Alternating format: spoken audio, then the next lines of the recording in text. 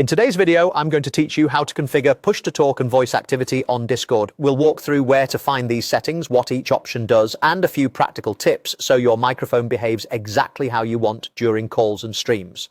Start by opening Discord and heading to your user settings. That's the small gear icon near your profile in the bottom left corner. Once you're in settings, select voice and video from the left sidebar. This is the home base for all your microphone and speaker controls. Inside voice and video, look for input profile.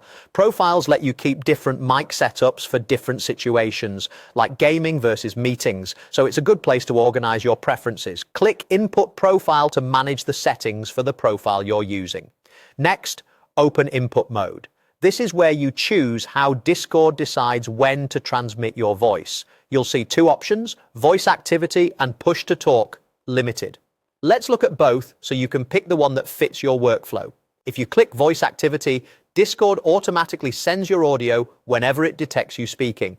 This is great for casual chats because you don't have to press anything. Just be aware that background noise and keyboard sounds can trigger your mic, so consider speaking close to your microphone and keeping your room as quiet as possible. You can fine-tune sensitivity and noise control options in the same voice and video section if you notice background sounds slipping through. Now switch to push to talk limited.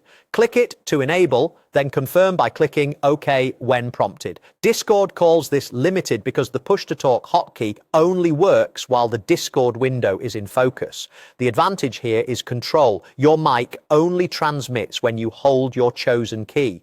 With push to talk enabled, set your shortcut. Click the shortcut field, then press the key or mouse button you want to use. Choose something easy to reach that won't conflict with your game or other shortcuts. For example, a side mouse button or a key near your movement keys. You can always change it later if it gets in the way. Finally, adjust push to talk release delay.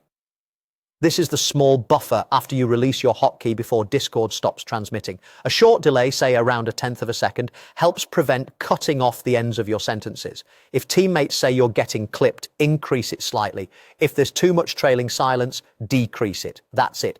You've found the voice and video settings, explored voice activity, switched to push to talk, limited, confirmed the change, set your shortcut, and tuned the release delay. Test it in a voice channel and tweak as needed until it feels natural.